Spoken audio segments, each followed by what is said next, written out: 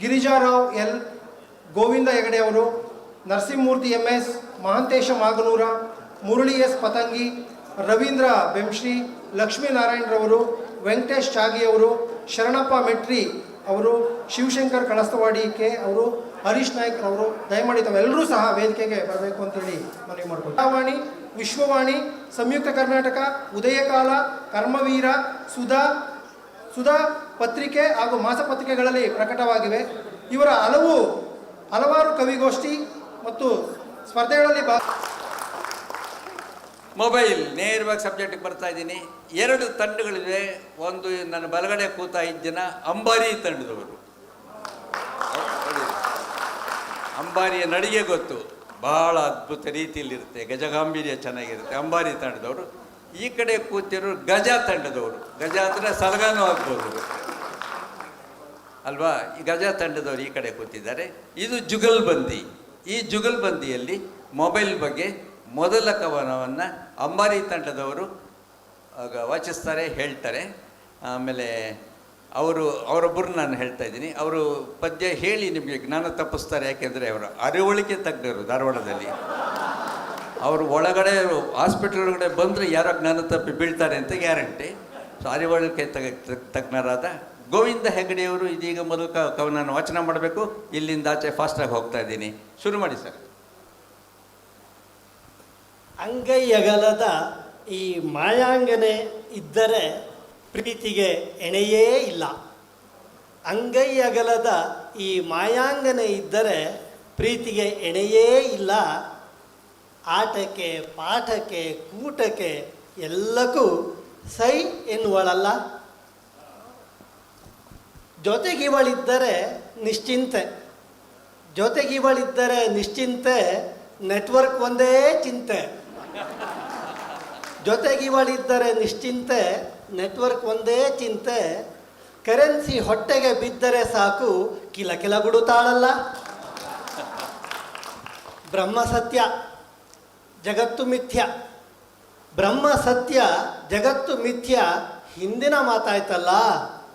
ಮೊಬೈಲೇ ಸತ್ಯ ಬೈಲೇ ಮಿಥ್ಯ, ಮೊಬೈಲೇ ಸತ್ಯ ಬೈಲೇ ಮಿಥ್ಯ ಎಂಬುದು ನಿಜವಾಯ್ತಲ್ಲ. ಒಂದು ಪುಟ್ಟ ಅಣಕವಾಡು. ಮೊಬೈಲೆ ತಂದೆಯು ಮೊಬೈಲೆ ತಾಯಿಯು, ಮೊಬೈಲೆ ತಂದೆಯು ಮೊಬೈಲೆ ತಾಯಿಯು, ಮೊಬೈಲೆ ಸಕಲವು ಜಗಕ್ಕೆಲ್ಲ. ಮೊಬೈಲು ಮಾಂತ್ರಿಕ ಇಲ್ಲದೆ ಹೋದರೆ ಕತ್ತಲಾಗುವುದು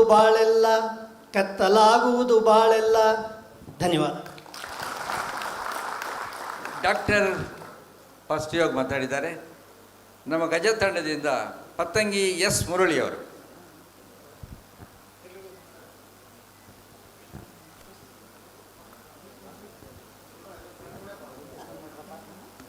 ಎಲ್ರಿಗೂ ನಮಸ್ಕಾರ.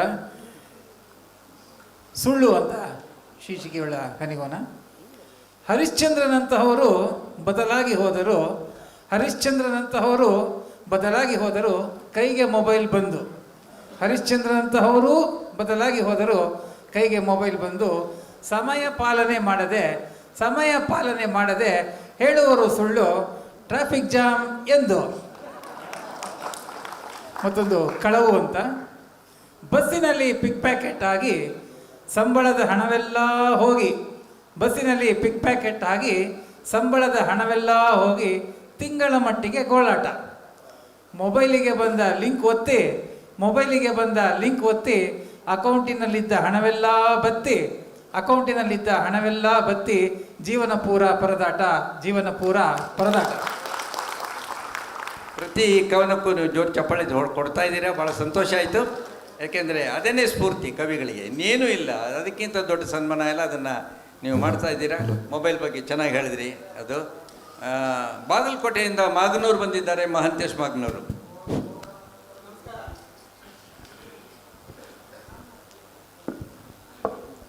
ಎಲ್ರಿಗೂ ನಮಸ್ಕಾರ. ಶಕ್ತಿ ಅದ್ಭುತ ಆಕರ್ಷಣೆ ಎಲ್ಲಿಲ್ಲದ ಹಿಡಿತ. ಇಲ್ಲದಿರೆ ಢವಢವ ಬಡಿತ, ಲಲ್ಲ ಗೆರೆವ ಲಲ್ಲಗೆರೆವ ಸೆಳೆತ, ನೀಡುವುದು ಏಕಾಂತ. ನೀಡುವುದು ಏಕಾಂತ, ಮೊಬೈಲ್ ಎಂಬ ಅಯಸ್ಕಾಂತ. ಇನ್ನೊಂದು ಸ್ವರ್ಗ. ಮೊಬೈಲ್ನಿಂದ ದುಷ್ಪರಿಣಾಮವೇ ಹೆಚ್ಚೆಂದು ವಾದಿಸುತ್ತಾರೆ ನಮ್ಮ ಸ್ನೇಹಿತ ವರ್ಗ. ಮೊಬೈಲ್ನಿಂದ ದುಷ್ಪರಿಣಾಮವೇ ಹೆಚ್ಚೆಂದು ವಾದಿಸುತ್ತಾರೆ ನಮ್ಮ ಸ್ನೇಹಿತ ವರ್ಗ. ಪಾಪ ಗೊತ್ತಿಲ್ಲ ಅವರಿಗೆ ಅಂಗೈಯಲ್ಲೇ ಕಾಣುವ ಸ್ವರ್ಗ. ಧನ್ಯವಾದಗಳು. ಮಹಾಂತೇಶ್ ಅವ್ರದ್ದು ಲಲನೆ ಅಂತಕ್ಕಂಥದ್ದು ಮೊದಲನೇದು. ಲಲನೆ ಸಿಕ್ಕ ಮೇಲೆ ಸ್ವರ್ಗ ಎರಡನೇ ಕವನ ಸರಿಯಾಗಿತ್ತು. ಅವ್ರಿಗೊಂದು ಜೋಡು ಚಪ್ಪಾಳೆಯನ್ನು ಮತ್ತೆ ಕೊಡಿ. ಸ್ಥಳೀಯರಾದ ಒಳ್ಳೆಯ ಕವಿಯಾದ ಶಿವಶಂಕರ ಕಳಸ್ತವಾಡಿ, ನೀವೇ. ರೀಲ್ಸ್ ಮಾಡೋದಕ್ಕೆ ಹೋಗಿ ಏನೇನು ಅಪಚಾರಗಳು ಅಪಹಾಸ್ಯಗಳಾಗ್ತವೆ ಅನ್ನೋದಕ್ಕೆ ಇದು ಉದಾಹರಣೆ. ಮೋಡಿ. ಜಾಲತಾಣದ ವೇದಿಕೆಯಲ್ಲಿ ಕವಿಗಳ ಕವಿತಾ ವಾಚನ ನೋಡಿ ಮಾಡಿದ ಎಂಥ ಮೋಡಿ. ಜಾಲತಾಣದ ವೇದಿಕೆಯಲ್ಲಿ ಕವಿಗಳ ಕವಿತಾ ವಾಚನ ನೋಡಿ ಮಾಡಿದ ಎಂಥ ಮೋಡಿ. ಖುಷಿಯಿಂದ ಕೈ ತಟ್ಟುವರು ಜನ, ಉದುರಿದ ಪಂಚೆಯ ನೋಡಿ.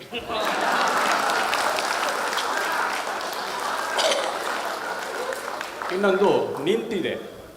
ಎಲ್ಲರೂ ಮೊಬೈಲ್ ಮುಖೇನ ಶಾಂಪೂ ತರಿಸ್ತಿರಲ್ವ, ಅದರ ಬಗ್ಗೆ. ಮೊಬೈಲ್ ಮುಖೇನ ತರಿಸಿದ ಶಾಂಪೂ ತುಂಬ ಚೆನ್ನಾಗಿ ಕೆಲಸ ಮಾಡಿದೆ. ಮೊಬೈಲ್ ಮುಖೇನ ತರಿಸಿದ ಶಾಂಪೂ ತುಂಬ ಚೆನ್ನಾಗಿ ಕೆಲಸ ಮಾಡಿದೆ. ಕೂದಲುದುರುವುದು ಸಂಪೂರ್ಣ ನಿಂತಿದೆ. ಕೂದಲುದುರುವುದು ಸಂಪೂರ್ಣ ನಿಂತಿದೆ. ಅದಕ್ಕೆ ಸಾಕ್ಷಿಯಾಗಿ ಒಂದೇ ಒಂದು ಕೂದಲು ನಿಂತಿದೆ.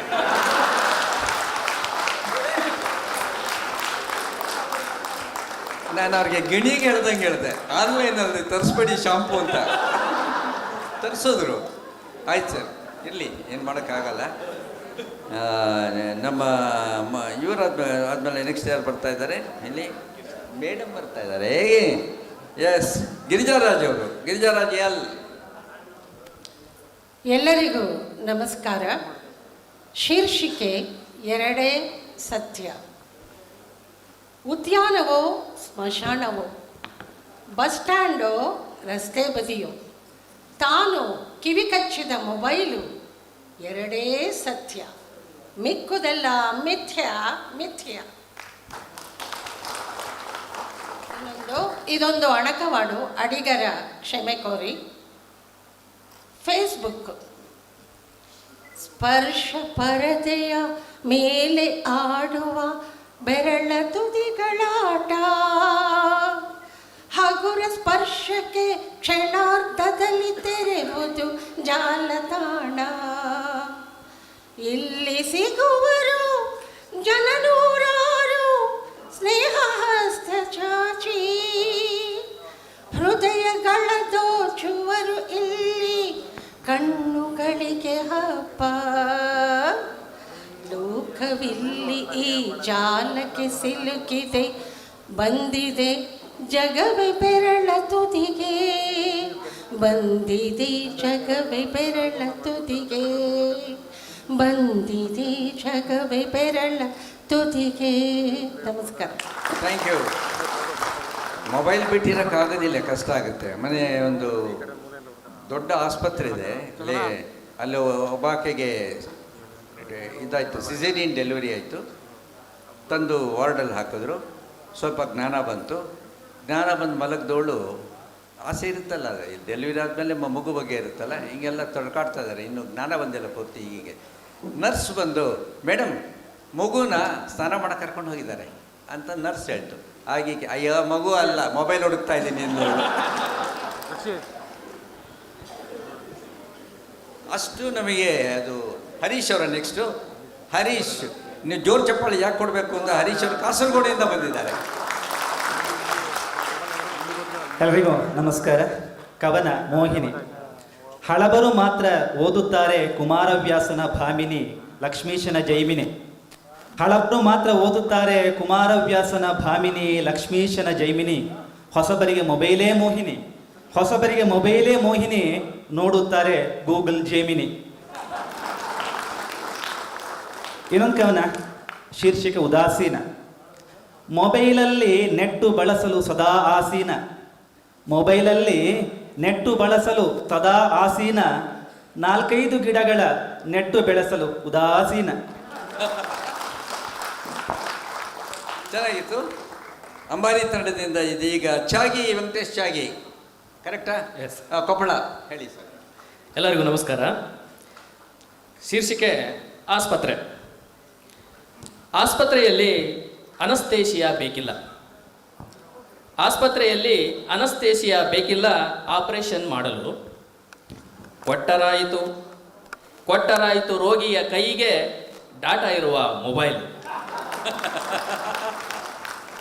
ಮತ್ತೊಂದು ಅನಿಗವನ. ಸಿಲ್ಲಿಲಲ್ಲಿ ಅವನು ಅಲ್ಲಿ, ಇವಳು ಇಲ್ಲಿ, ಇಬ್ಬರ ನಡುವೆ ಸಿಲ್ಲಿಲಲ್ಲಿ. ಬೇಕಿಲ್ಲ ಸುತ್ತೋದು ಗಲ್ಲಿ ಗಲ್ಲಿ, ಇಬ್ಬರ ಚಿಲಿಪಿಲಿ ಮೊಬೈಲ್ನಲ್ಲಿ. ಬರೀ ನಾನು ಬರೆದ ಸೀರಿಯಲ್ ಸಿಲಿಲಲ್ಲಿ ಸಾರ್ಥಕ ಆಯ್ತು ಇವತ್ತಿಗೆ. Thank you sir.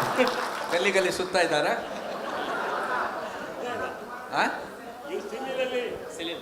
ಹೌದು, ಸುತ್ತಾ ಇದ್ದಾರಲ್ಲ.